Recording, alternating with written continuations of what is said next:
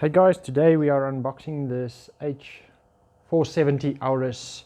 This is a gaming motherboard of Gigabyte. Yeah, let's see what's in the box and how the board looks and what it can do.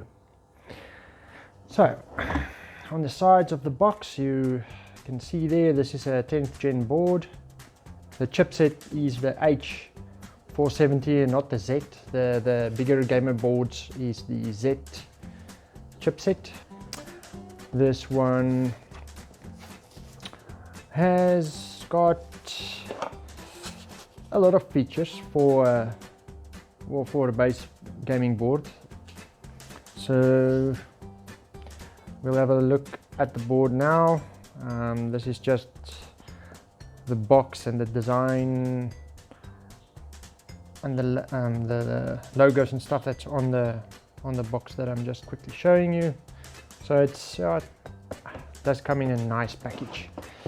So let's see. Okay, so when you open it up, it's packaged in a nice thick anti-static bag.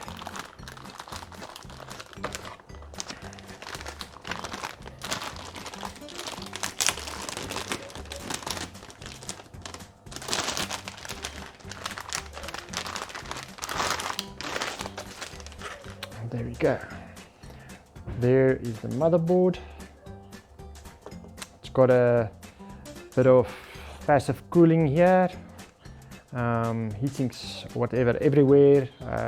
This is heatsinks for your NVMe's. The board has an amp up audio chip.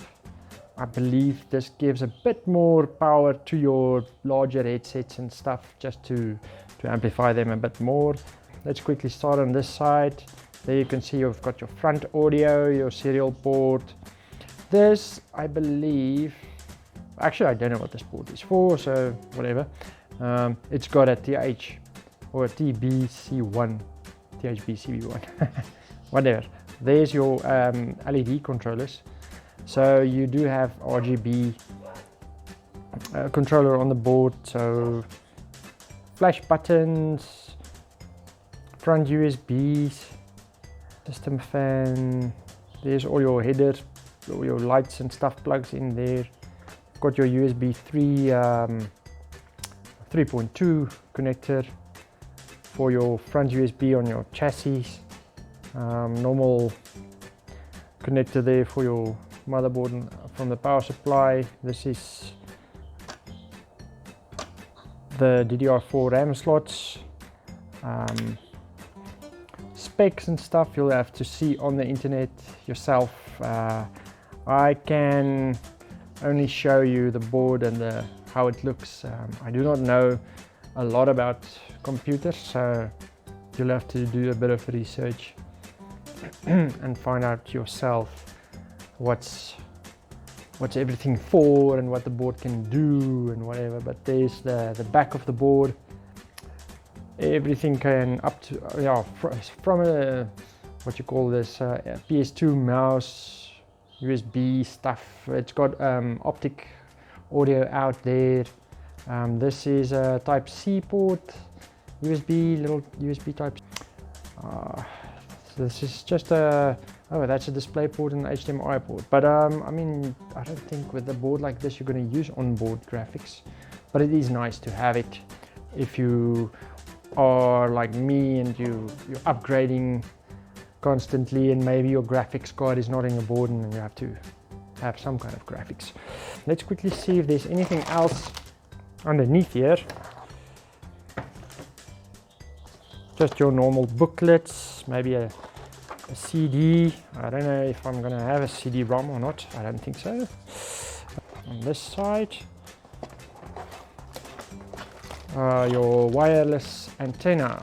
Oh yeah, the board has got Wi-Fi, so it's built-in Wi-Fi. There's your antenna.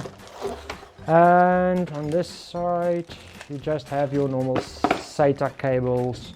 Oh, and there's a little connector to connect all your power LEDs and hard drive LEDs and everything, and then just plug it in straight to the board.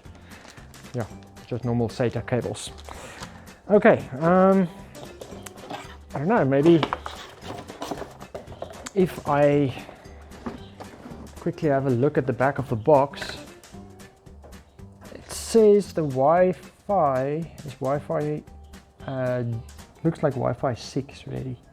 So I do not know what that means, but if it means something to you, it's Wi-Fi 6 ready. There you are, it does say Wi-Fi 6. That is the audio chip that I spoke about, 110 decibels, rear audio 120 decibels. So I think this board just amplifies the headphones or whatever you plug in there a lot more than the normal boards. Oh, and another thing, the gigabit LAN on this is 2.5 gigabit LAN.